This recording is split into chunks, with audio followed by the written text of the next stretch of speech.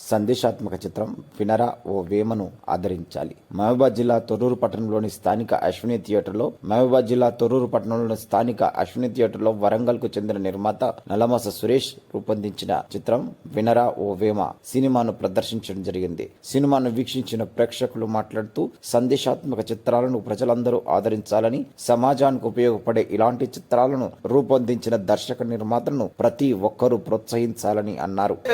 మన వరంగల్ జిల్లా ప్రొడ్యూసర్ నలమస సురేష్ గారిని ఎంకరేజ్ చేయాలి, ఇలా ఎన్నో సినిమాలు తీయాలని కోరుకుంటున్నాను. సూపర్ నా సినిమా మాత్రం బాగుంది. ఇంటర్వ్యూల తర్వాత ఇంకా బాగుంది, ఎమోషనల్గా ఉంది, చూడవచ్చు. బాగుంది సినిమా మాత్రం. చిన్నపాటి సినిమాలను కూడా మనం ఎంకరేజ్ చేస్తే ఇంకిన్ని సినిమాలు తీస్తారు.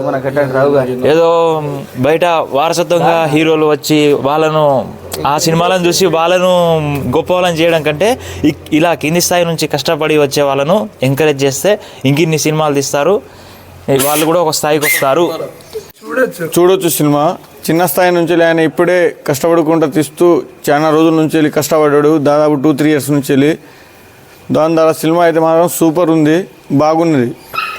ఓకే, పర్లేదు, చూడొచ్చు. అంటే యూత్కి అంటే విలేజ్ డెవలప్మెంట్ పరంగా అంటే రాజకీయాలని నిలదు ఆ విధంగా మరియు మళ్ళీ కులపిచ్చి పోవాలనే ఆ కాన్సెప్ట్ నచ్చింది. అంటే కొత్తగా అంటే బడ్జెట్ సరిపోలేదు కావచ్చు, అంటే ఇప్పుడు సపోర్ట్ చేస్తే ఫర్దర్గా ఫ్యూచర్లో ఇంకా మంచి ఫిలిమ్స్ తీసే ఛాన్సెస్ ఉన్నాయి. చూడొచ్చు, పర్లేదు. వాళ్ళకు కూడా సపోర్ట్ చేయాలని నా మనవి. ఓకే, సినిమా అయితే బాగుంది. సినిమా చూసినప్పుడు నాకు బాధగా అనిపించింది. సినిమా చూసినప్పుడు ఎమోషన్స్ కాడ వాళ్ళు బాగా ఎమోషన్ ఇస్తుర్రు. నాకు బాధ ఏడుపు వచ్చింది. పాటలు మస్తు ఉన్నాయి, సాంగ్స్ మస్తు ఉన్నాయి. సూర్య హీరో బాగా యాక్టింగ్ ఉన్నది.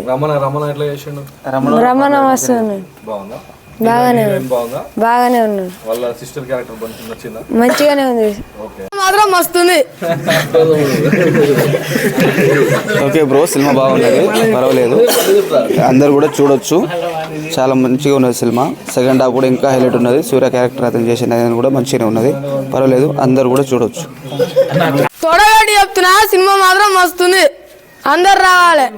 వినరా ఓ వేమ కానీ తొడగడి చెప్తున్నా సూపర్ ఉంది. 100 రూపాయల టికెట్ రావాలి. మూవీ అయితే చాలా అంటే చాలా బాగుంది. ఎందుకంటే ఇప్పుడు ఉన్న సిచ్యువేషన్లో చాలా మంది అంటే మనకు అంటే స్టోరీస్ను కాకుండా బేస్ చేసుకుండా ఏదో అంటే ఎంజాయ్మెంట్ కోసం అని చెప్పేసి అంటే బేస్డ్ అంటే స్టోరీ అనేది తీసుకోవట్లేదు. కానీ ఇప్పుడు నేను తీసుకున్న అయితే వచ్చిన మూవీ అయితే స్టోరీ అయితే చాలా బాగుంది. ఎందుకంటే ఇప్పుడు ఈ జనరేషన్కి అయితే ఇలాంటి స్టోరీస్ అనేది మస్ట్ అండ్ షుడ్ కావాలి.